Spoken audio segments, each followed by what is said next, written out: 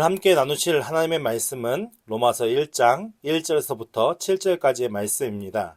신약 성경 239페이지에 있는 로마서 1장 1절에서부터 7절까지의 말씀을 다 함께 봉독하시겠습니다. 예수 그리스도의 종 바울은 사도로 부르심을 받아 하나님의 복음을 위하여 택정함을 입었으니 이 복음은 하나님이 선지자들을 통하여 그의 아들에 관하여 성경에 미리 약속하신 것이라. 그의 아들에 관하여 말하면 육신으로는 다윗의 혈통에서 나셨고 성결의 영으로는 죽은 자들 가운데서 부활하사 능력으로 하나님의 아들로 선포되셨으니 곧 우리 주 예수 그리스도시니라. 그로 말미암아 우리가 은혜와 사도의 직분을 받아 그의 이름을 위하여 모든 이방인 중에서 믿어 순종하게 하나니 너희도 그들 중에서 예수 그리스도의 것으로 부르심을 받은 자니라. 로마에서 하나님의 사랑하심을 받고 성도로 부르심을 받은 모든 자에게 하나님 우리 아버지와 주 예수 그리스도로부터 은혜와 평강이 있기를 원하노라.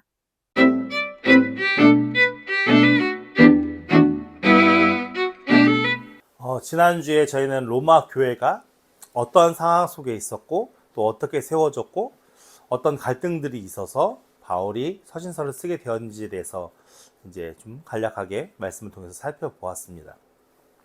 로마서는 바울이 쓴 편지입니다. 그래서 수신자가 있고, 그러니까 우리가 편지를 쓸 때 그냥 막 쓰지 않잖아요. 누구누구에게 내가 왜 편지를 쓴다 하고서 시작하잖아요. 마찬가지로 이제 바울이 로마 교회에게 편지를 쓰는, 누가 쓰는지, 그리고 누구에게 보내는지에 대한 내용이 오늘 1절에서 7절 말씀 속에 나오는 겁니다. 그래서 말씀을 보면서 우리가 함께 살펴보면 1절 말씀에 예수 그리스도의 종 바울은, 그죠? 내가 글 쓰는 이가 누구라고 얘기하고 있어요? 네, 바울이라고 얘기했어요. 근데 바울이 자신을 소개할 때 뭐라고 소개하고 있어요?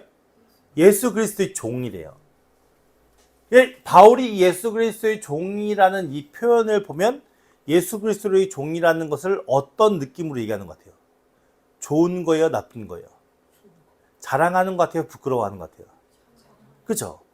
근데 사실은 이 당시의 종은 사람으로 취급을 당했지 않았어요. 물건이에요, 물건. 헬라 시대의 종은 사실은 이렇게 좋은 의미가 아니잖아요.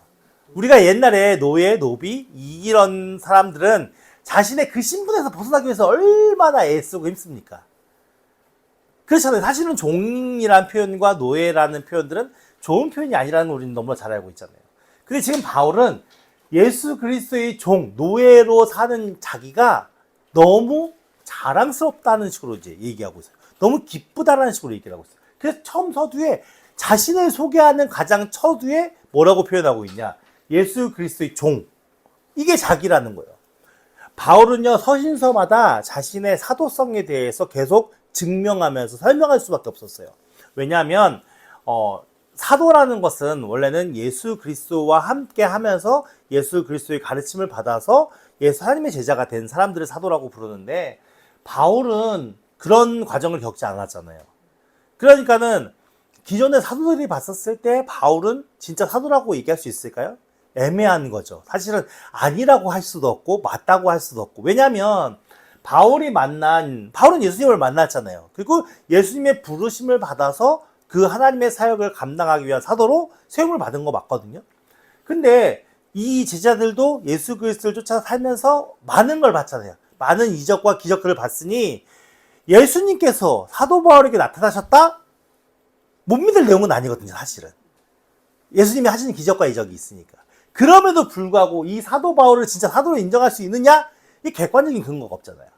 모든 사람이 다 이렇게 이해에 딱 받아들일 수 있는 근거가 없잖아요. 그러니까 애매한 거예요.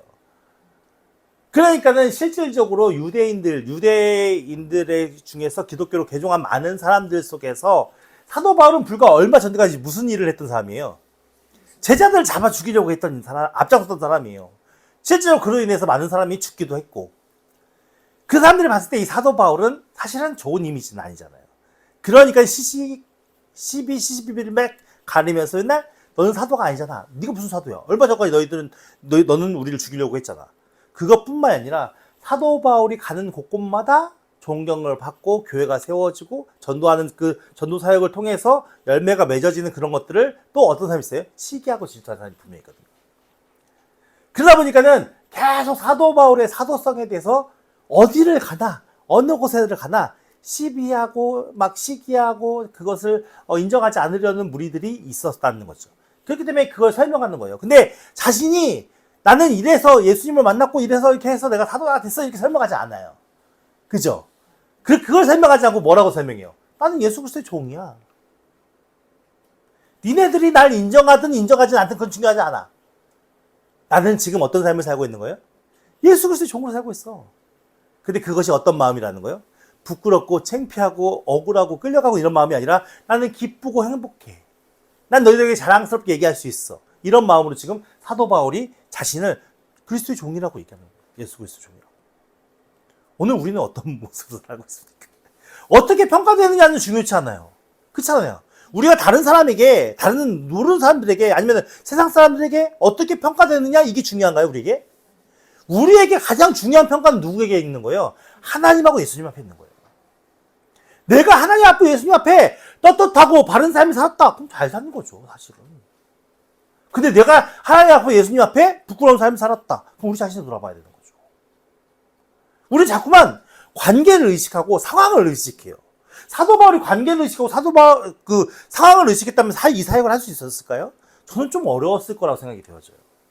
근데 우리는 너무 많은 관계와 너무 많은 상황들 속에서 그 속에서 우리는 계속 따져보는 거예요. 내가 어떻게 비춰질까를. 그냥 정작 우리는 하나님 앞에 어떻게 비춰질까를 생각하지 않아요. 그게 안타까운 거죠. 사도 바울은 야 니들이 나를 어떻게 평가하든 상관없어. 나는 예수 그리스도의 종이야. 그리고 그 예수님이 나를 사도로 불렀어. 왜 사도로 불렀냐? 나를 하나님의 복음을 위해서 나는 이미 태어나는 그 순간부터 택정하심을 입은 상태야 라는 것을 명확하게 인지하고 있었던 거예요. 그러니까 이렇게 그것에 대해서 바르게 딱 정확하게 자신의 위치와 상황에 대해서 로마 교인들에게 딱 제시할 수 있는 거죠. 근데 우리는 저는 이렇게 곰곰이 돌아보면 좀 그렇더라고요. 많은 곳에 휘둘리는 삶을 살고 있는 것 같은 느낌이 들더라고요. 내가 관계하는 사람들과 상황 속에서. 그리고 과연 나는 이 사도 바울이 우리가 다 사도로 부름을 받은 건 아니잖아요. 그죠? 우리가 복음을 위해서 택정함을 입었지만 모두가 직분이 다 다르잖아요. 근데 사도 바울은 자신의 포지션이 사도라는 명확한 그런 인지가 있었기 때문에 이것에 대해서 떳떳하게 얘기할 수 있는 것이죠. 근데 저는 사실은 목사로 부름을 받았음에도 불구하고 목사인 것이 상당히 부끄러운 때가 많이 있거든요. 제 스스로 느낄 때 여러 가지 마음속에 걸리는 것도 있고 어떤 상황 속에서도 있고 그런 것에 대해서 내가 당당하게 내가 목사라고 얘기하기가 좀 부끄러운 그런 마음도 있었는데 말씀을 보다 보니까는 이런 사도 바울 안에 확고한 자신의 정체성에 대한 확고한 믿음이 있었기 때문에 그 사역을 감당할 수 있었잖아요. 그러니까 우리에게 좀 이런 게 필요하지 않나라는 마음이 생기더라고요.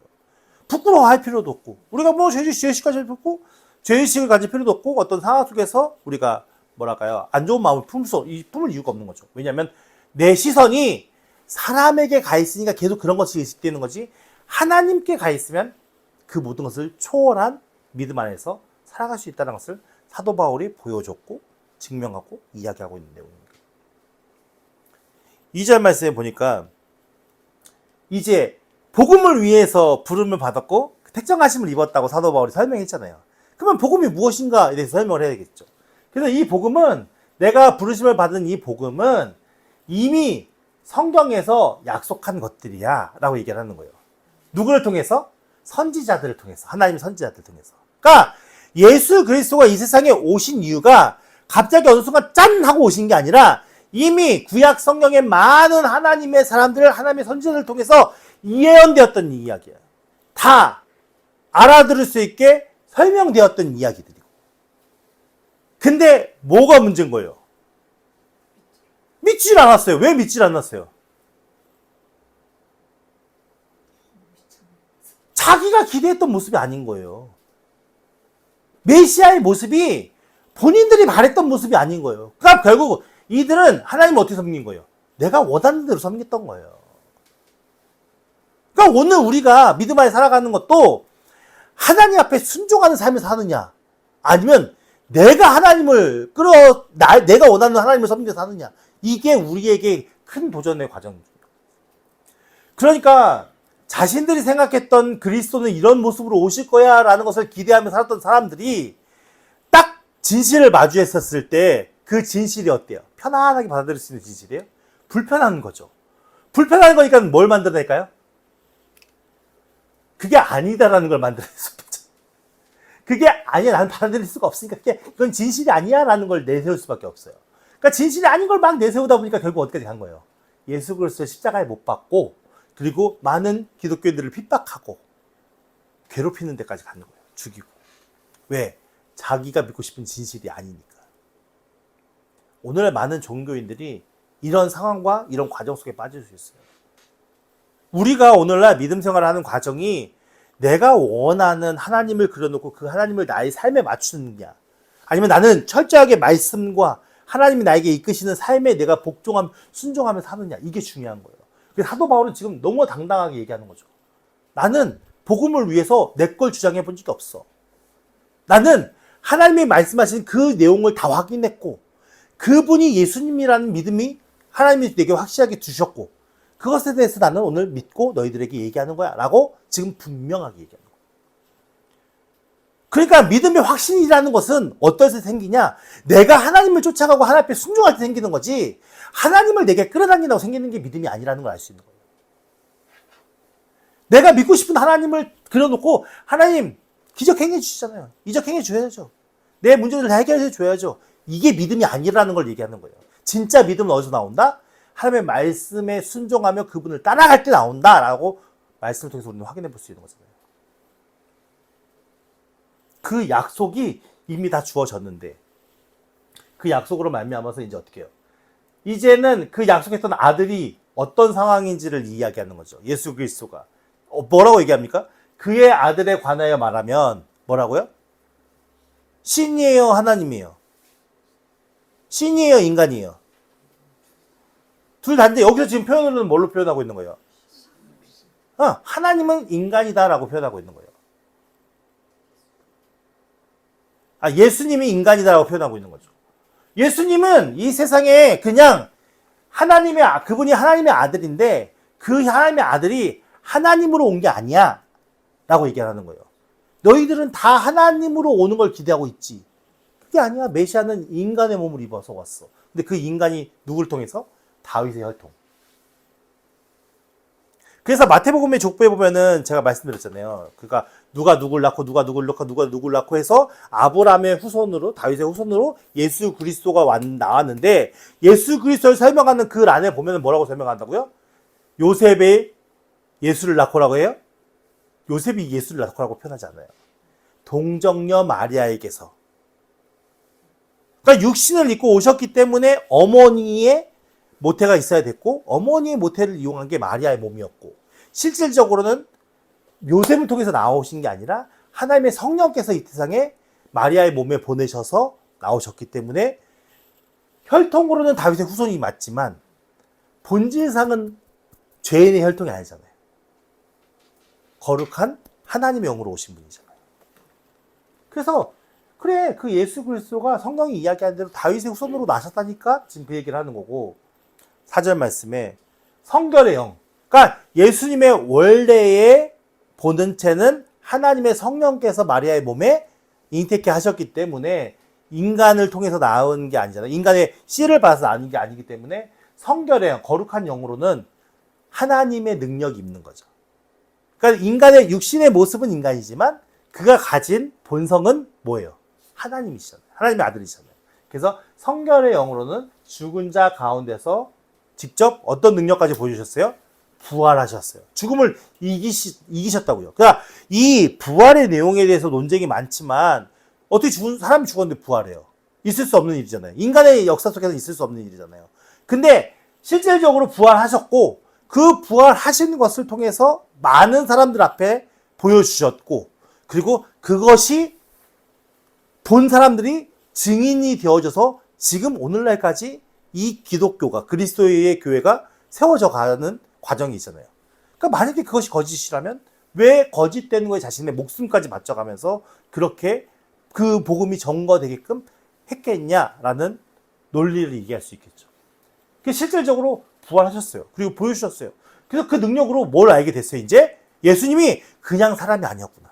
그러니까 예수님이 살아생전에 행했던 이적과 기적 같은 경우들은 특별한 경우에도 행할 수 있는 일들이었어요. 물론 그 중에 인간이 절대로 할 수 없는 일들도 있었지만 그러니까 모세가 출애굽 당시에 애굽에서 재앙 같은 일을 막 맨 처음에 물이 피가 되게 하고 막 개구리들이 올라오게 하고 막 이런 일을 행했을 때 유대의 술법사, 박사들이 똑같이 하잖아요. 그죠? 그러니까 예수님이 행했던 그 일들도 어떤 사람이 막 흉내내려고 하면 어떻게든 할 수 있는 일일 수도 있어요. 근데 문제는 뭐냐? 사람이 죽었다 살아나는 건 아무도 못하는 일이죠. 사람이 죽었다 살아나는 일을 누가 했겠어요? 아무도 할 수가 없었어요. 할 수 있는 일도 아니었고. 근데 예수 그리스도는 친히 부활한 능력으로 사람들에게 보여주신 거죠. 그래서 그 부활한 능력으로 말미암아 우리 그것을 본 사람들로 하여금 무엇을 알게 하시는 거예요? 자신이 하나님의 아들이다. 아, 이분이 진짜 하나님의 아들이었구나라는 것을 알게끔 하신 거예요. 그래서 그분이 결국 누구라고 얘기하는 거예요? 우리 주 예수 그리스도다. 너희들이 믿고 있는 예수 그리스도다. 우리가 예수님에 대해서 이야기할 때 명확하게 얘기하는 것이 여기 다 들어있죠. 첫 번째로 뭐죠? 육신을 입고 태어나셨다. 두 번째는 뭐죠? 부활하신 능력으로 말미암아 그가 하나님의 아들이라는 것을 증명하셨다. 이것이 빠지면 안 되는 거예요. 그러니까 그 예수님 안에는 우리와 똑같은 인성도 있고 우리의 우리의 육신에 있고 있으니까 그 안에는 하나님의 능력, 하나님의 힘이 담겨져 있다. 그래서 신성과 인성이 같이 계신 분이 예수님이시다. 그것이 성경의 선지자로부터 예언되어져 있던 그 메시아가 예수 그리스도를 통해서 나타나신 것이다. 이렇게 해서 복음에 대해서 간략하게 이제 설명을 하는 거예요. 너희들이 믿고 있는 것이, 우리가 기본적으로 믿고 있는 것이 이것이다. 그로 말미암아 그 복음을 믿은 것으로 말미암아서 우리가 뭐예요? 은혜가 뭐죠? 은혜가 그냥 값없이 주어지는 거예요. 아무런 대가 없이 주어지는 거. 우리가 무엇인가를 행해서 받는 게 아니라 그냥 값없이 주어지는 거. 우리에게 은혜와 사도의 직분을 받아 그의 이름을 위하여 모든 이방인 중에 믿어 순종하게 하나니. 그러니까 우리가 지금 로마 교회 교인들은 예수님을 믿고 있잖아요. 그리고 그 예수 그리스도의 말씀에 순종하는 삶을 살고 있을 거 아니에요. 그러니까 기독교인의 정체성이 가장 중요한 건 뭐예요? 순종하는 삶이에요. 말씀에 순종하는 삶. 그런데 그 안에서 우리가 구원함을 입은 은혜를 우리가 받았고 각자에게 무엇이 있다는 거예요? 직분이 있다는 거잖아요. 그러니까 각자 하나님의 부르심의 이유가 있다는 거죠. 무엇을 위해서? 그의 이름을 위해서. 그러니까 여러분들이 오늘 믿음 생활을 하는 게 아무런 맨땅에 헤딩하시듯이 그렇게 믿음 생활을 하시는 게 아니라 여러분 각자 부르신 하나님의 뜻이 있다고요. 그 뜻 안에서 여러분들이 순종하고 헌신해야 할 믿음의 자리들이 있는 거고 그 믿음의 자리들에서 열심히 하나님을 바라보면서 하나님 앞에 인정받기 위해서 애쓰고 힘쓰는 것이 바로 믿음의 삶의 기본이 된다는 거죠. 근데 모든 이방인 중에서 우리가 믿어서 이제 하나님의 백성이 되었다라고 이야기를 하는 겁니다. 그러니까 로마 교회의 그 정체성이 오늘 우리에게 주는 의미가 매우 중요한 것을 알 수 있겠죠. 그래서 너희도 그들 중에서 무엇으로? 사도 바울이 말씀하시는 게 나만 그리스도의 종이 아니야 라고 얘기하는 거죠. 너희도 예수 그리스도의 것이야. 종은 제가 그랬죠. 인격체로 이제 하나의 것으로 존중함을 받는 게 아니라 물건 같은 거라고. 그러니까 우리는 누구 것이에요? 예수님의 것이에요.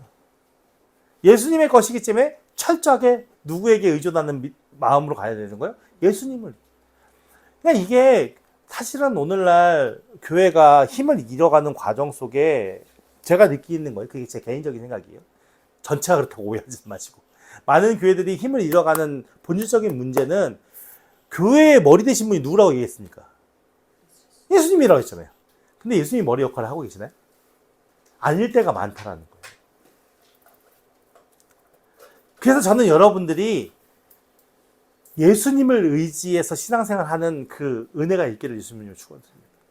인간에게 의지하는 게 아니고 인간을 바라보는 게 아니라 예수님, 나의 삶을 이끄시고 나의 삶을 통치하시고 나의 삶을 이끌어가시는 하나님의 성령님을 의지해서 각자가 예수 그리스도가 머리가 되신 그 머리에서 지시하는 대로 다 움직여야 될 거 아니에요. 손발이 각자 생각을 한다고 생각해 보세요. 다 따로 놓으면 어떻게 되겠습니까? 머리가 지시하는 그대로 순종만 하면 우리는 삶 속에서 열매를 맺을 수 있는 거예요. 그렇지 않은 이유는 내가 머리 역할을 하고 내가 뭔가를 하려고 하니까 문제가 되는 거죠. 절대 잊어버리지 말아야 할 것은 누구의 것으로 부름을 받은 존재라고요? 예수의 것입니다. 근데 이제부터 우리가 대화를 할 때 내가 하면 될까요? 안 될까요? 안 돼요. 내가 뭘 하려고 하니까 뭐가 됐어. 이런 표현이 사실은 맞지 않는 거예요. 예수의 것이라는 것이 우리 마음속에 확연하게 믿어진다면 뭘까요? 예수님이 시켜서 하는 거예요. 하나님이 시켜서 하는 거예요. 그 하나님의 것이긴 하나님이 내게 허락하시는 것 안에서 내가 행했기 때문에 내가 내세울 게 있을까요? 아무것도 없는 거예요, 사실은. 다 하나님께서 하신 거잖아요. 근데 우리는 표현 중에 뭐가 많아요? 내가 뭘 하려거든. 내가 뭘 해서, 이건 사실 믿음의 언어라고 표현하기 좀 어려워요. 그래서 우리의 가치관이 바뀌어야 되는 이유가 중요한 뭐냐면, 나의 삶에 내게 주시는 생각과 내가 할 수 있는 행동과 내가 그것을 열매 맺게 하는 모든 능력이 하나님의 것이구나라는 게 인정될 수 있어야 돼요. 사실은 종이 자기게 뭐가 있어요? 종은 자기가 아무것도 없잖아요. 주인의 집에서 주인의 것을 가지고 주인의 일을 하는 거예요. 근데 우리는 어느 순간 주인의 집이 아니야. 내 집에서 내가 가진 능력으로 예수님의 부탁을 내가 행한다고 생각해. 그렇기 때문에 뭐가 되냐?